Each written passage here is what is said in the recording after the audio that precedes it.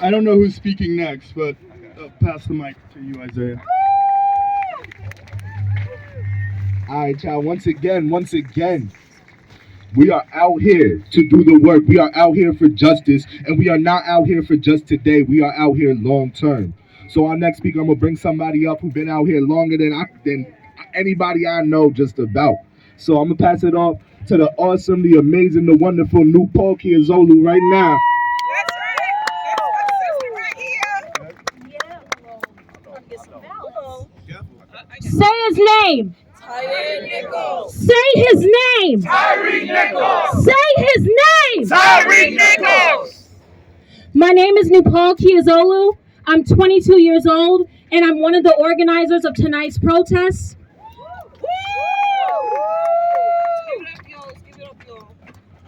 And we all know why we're out here today.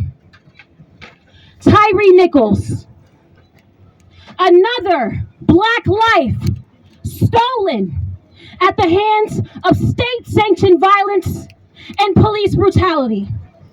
Now, some people may be confused. A lot of people are quote-unquote shocked. But for black people in this country, this is nothing new. Right. This is nothing new. And just because the officers are black does not absolve this situation from white supremacy. Right. So to all the white people out here right now, I sincerely hope you are not comfortable. I sincerely hope you are not complacent. Because at the end of the day, as I stated before, this goes back to white supremacy. Black enslaved people were slave catchers. White folks hired other black people during that time to murder our own. This is indicative of the same things that have been happening since we touched these shores in 1619. So don't be shocked. This is nothing new. And quite frankly, I am tired. We're here in New York City. We have a clown in chief, Eric Adams. And a black police commissioner. And a black police commissioner. They keep saying, if we diversify the police force, that'll solve police brutality. They keep saying, more black and brown representation in law enforcement matters. But I'm here to tell you that is a lie. That is a lie, and black faces in positions of power does not equal liberation. You do not have to be white to be an agent of white supremacy. I'm going to say this again. You do not have to be white to be an agent of white supremacy.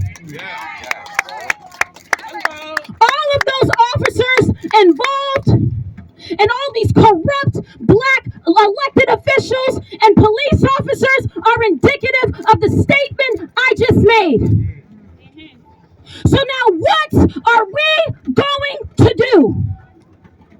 Are we going to stay complacent? No.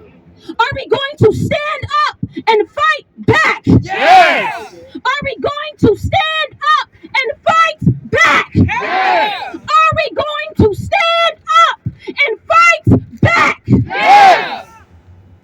There is no time for complacency. And as you see, this country is rubbing in our face. Black lives truly do not matter to this system. Notice how quick they were to bring charges against those officers. Someone take a wild guess as to why this process was expedited. Please, anyone, shout it out. Because they were black. Because they were black. If it was a white, So to the black officers listening right If you think that you are protected behind that badge, you are sadly mistaken. To the black officers listening to me right now, you are not blue, your ass is black. You are not exempt from the realities of black people across this country when you take your black ass out that uniform. So it is time to stand up and be for real about it this time. Because in 2020, y'all was playing. This is not a joke. Black people are dying. And even at the hands of our own. I'm from Brownsville, Brooklyn. The 73rd precinct terrorizes my community. You want to know what most of those faces look like that I see? They look like me. They're black. They're brown. So again, representation will not save us. The only compromise is abolition. Abolition now. The only compromise is abolition. We need to stop beating around the bush. How many police reform policies have we fought for? How many have been put in place? None.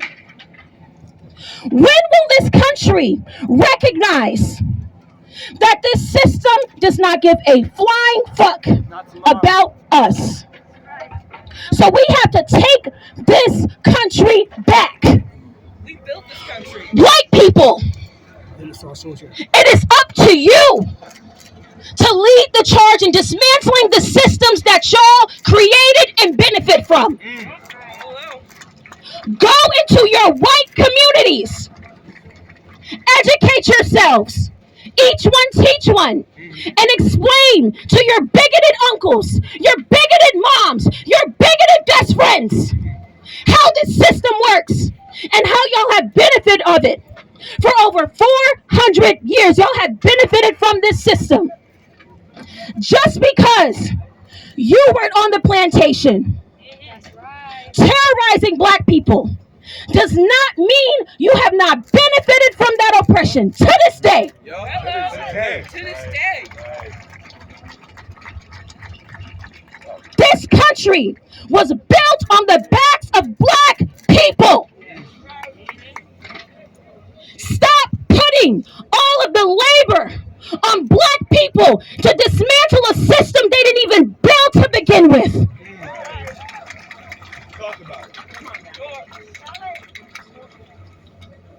So I'm not saying no more. I think the message is pretty clear. It's time for us to show up truly. It is beyond a hashtag. Black people are not here to be your martyr. Tyree Nichols is not a martyr. He wanted to live. Just like me. And just like every black person around this country. We want to be free. And we are not asking. We are not begging. We are going to take it and we are demanding it. Anything's necessary. So I'm going to end it with this. The Asada chant.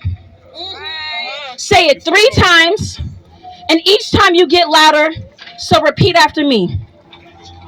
It is our duty to fight for our freedom. It is our duty to fight for our freedom. It is our duty to win. It is our duty to win. We must love and protect each other. We must love and protect each other. We have nothing to lose but our chains. We have nothing to lose but our chains. It is our duty to fight for our freedom. It is our duty to fight for our freedom. It is our duty to win. It is our duty to win. We must love and protect each other. We must love and protect each other. We have nothing to lose but our chains. We have nothing to lose but our chains. We have nothing to lose but our chains. We have nothing to lose but our chains. We have nothing to lose but our chains. We have nothing to lose but our chains. Ashe, thank you. Ashe, Ashe,